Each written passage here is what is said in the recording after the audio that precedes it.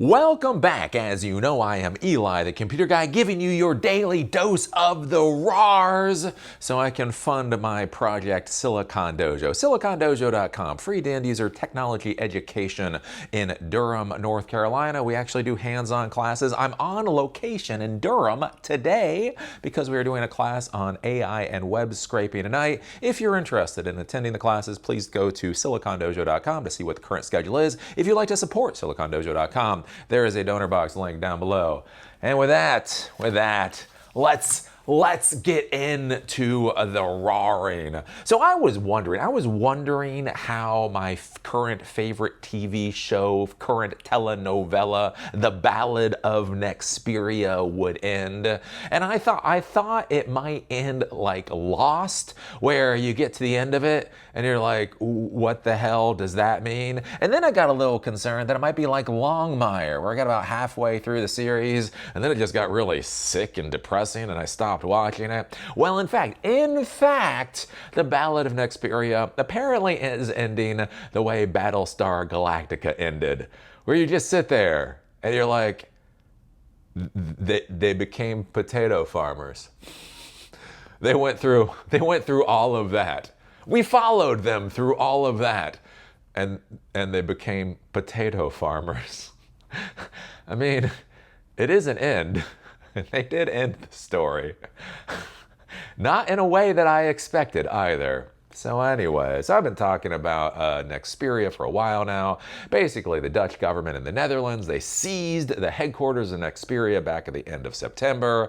Then when they did that, it was a Chinese company. It was owned by a Chinese company. And so there's a Chinese component. And then the Chinese government said that they could no longer ship components from their Chinese subsidiaries. And basically, everything kind of went to hell. Essentially, Nexperia sells chips, sells processors for things like vehicles, cars, and that type of deal. And every single auto manufacturer in the world, other than Toyota, was having a conniption because they needed those chips. And all of a sudden, they were not getting sent to anybody. Honda had to shut down a factory in Mexico. There were furloughs going on. It was just a whole big mess. And we've been talking about this because basically every single day there has been a new part to this particular story. And how this ends is apparently the Dutch have decided to become potato farmers. I don't know. Look, I'm just roaring. I'm just roaring. Anyways, from CNBC and everybody else, Dutch halt state intervention at Chinese-owned chipmaker Nexperia, paving way for exports to resume. So after all of this, basically the Dutch are like, our bad. Our bad. Let's just put it back to how it was. And this is very weird too, because they just had the Dutch minister come out literally last week. And he said if he had to do it again with the entire disaster that has been Nexperia, he was like, I would do it again. And you're just sitting there, like, seriously, after everything that's occurred, you would not do something different. And apparently, he wouldn't have done something different because this was so important. And yet now, I'm at a loss. I'm at a loss to what the hell all of this was about. If we were trying to, or if Europe was trying to teach Chinaman something, I do feel like they taught Chinaman quite a few things. But anyways, we go and take a look at this. The Dutch government on Wednesday said it suspended its intervention at Chinese-owned chipmaker Nexperia following constructive talks with Chinese authorities. Well, look, just like most of the dramas on TV, if people just sat down and had a fucking 30-second conversation before the episode began, the episode would not need to exist. Apparently, the Dutch are understanding a basic concept that most 8-year-olds in the United States understand once they've watched a few dramatic television shows. Anyways, quote, "We see this as a show of goodwill." Oh, fuck me. The Europeans are still like, we're the good guys. See, we're so good, this is a sign of goodwill. Anyways, Dutch economy minister Vincent Karaman's, this is the minister I was talking about before, so he's now saying this is a sign of goodwill.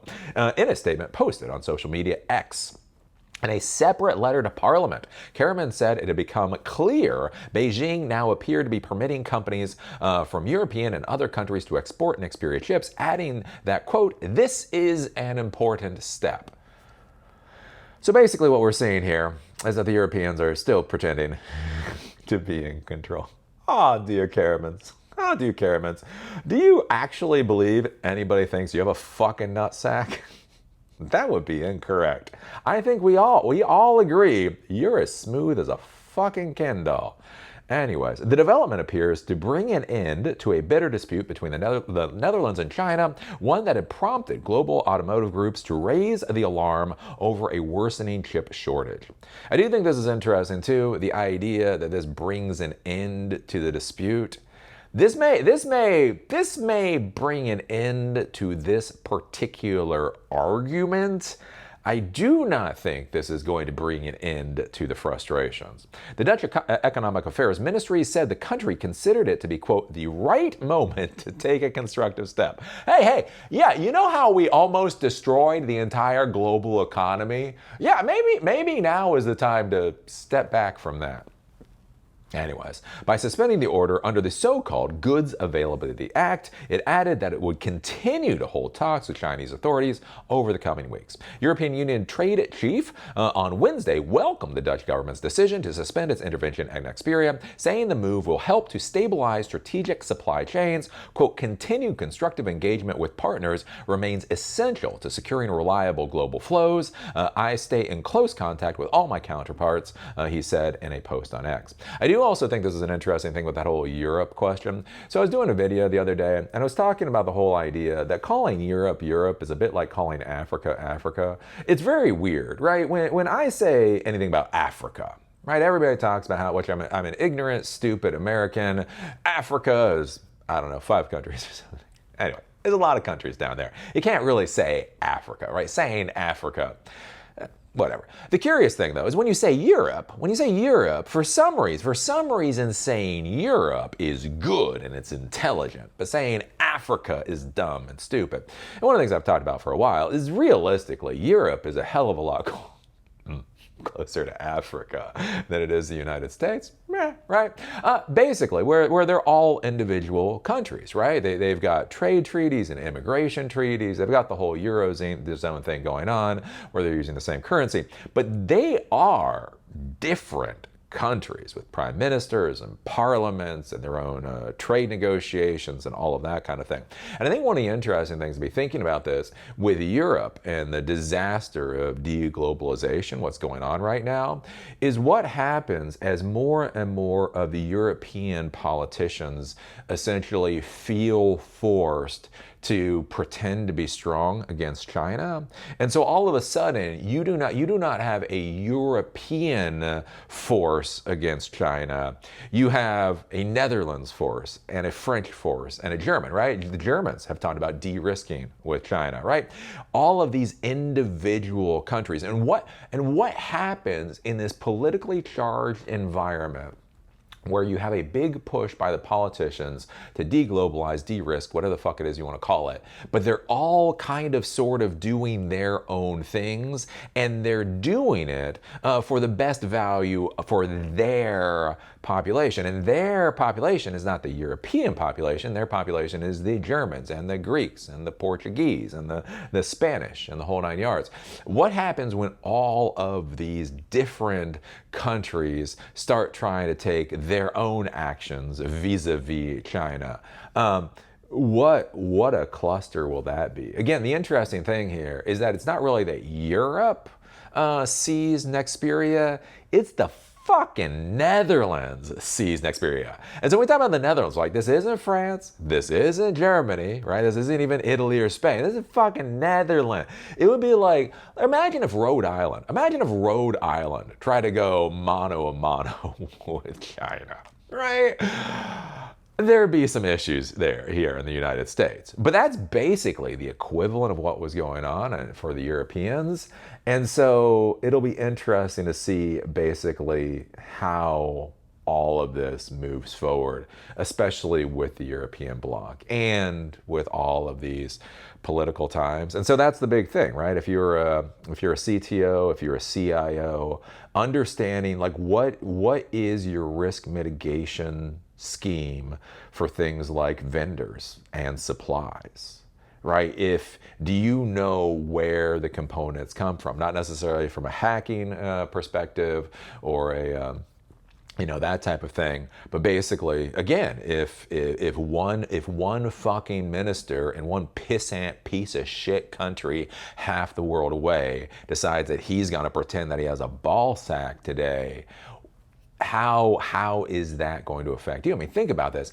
The Netherlands fucked the world. Let's be clear here. The Netherlands fucked the goddamn world, didn't seem to have a damn plan when they did it, and now are scurrying away with their tail between their legs, trying to make the disaster go away. Like, think about this. If one shithole little country like the Netherlands can fuck the world this hard, what is your risk mitigation strategy, for technology and equipment in this modern world? It's a big thing to be thinking about going forward. So where will this fall out? Who the hell knows, right? So this is one component of the political realm. So apparently Netherlands is handing back the headquarters to China, because who knows why. You notice here, we don't hear that they got assurances. We don't hear that they got assurances. We don't hear that they got something. We don't hear how something has fundamentally changed for Nexperia HQ now versus how it was a month and some odd ago. They're just handing the thing back. And so the big thing to be thinking about too is this does not necessarily end this particular story. This ends this chapter of the story. The big question will be, what does everything look like going forward? So what do you think about this? What do you think about the bitch ass Dutch? The Dutch, fucking smooth as a goddamn Kindle. Taking the world, taking the auto industry and the entire fucking world to the brink over their stupidity, now scurrying under their goddamn rocks while they still pretend that they're superior. Basically handing back the headquarters and be like, oh, no harm, no foul. Motherfucker, there was a lot of harm done. What do you think about these little ass bitches? Are you still impressed with the Europeans? You still think these are the smartest motherfuckers on the planet? I don't know. Put your thoughts down below. Is this ending the way Battlestar Galactica ended? Where you're like, well, I mean, I understand it. That was the thing with Lost. When Lost ended, no fucking clue what that was. Again, stopped watching Longmire when I got really just whatever. I got to the end of Battlestar Galactica. And I was like, okay. I mean, I guess it makes sense. I didn't expect to go through all that and have them all end up being potato farmers. I don't know. What television show, what ending of a television show does this whole Nexperia debacle remind you of? With that, whatever. Leave your thoughts down below. If you like these videos, give us a thumbs up. If you hate these videos, give us a thumbs down. Call me amazing. Call me a moron. Just be a real Lutnick and put a strong American comment down there. Do remember I do these videos basically to support Silicon Dojo. SiliconDojo.com. Free to end user technology education that empowers you to do whatever the hell it is you want to do in Durham, North Carolina. I'm doing a class tonight, literally tonight, in a few hours on web scraping with AI. Next week, or in 2 weeks, we're doing a class on extending AI capabilities with REST APIs. We're going to be doing another class after that. If you're interested, take a look at SiliconDojo.com. Free to end user is not free. That's why I'm here screaming every day. If you want to throw some money into the donor box link, there's a link down below. And with that, I don't know, how do you feel about this? I don't know. It's like kind of comfortable and kind of awkward at the same time. I don't know. I got to do a couple videos here. Anyways, see y'all later.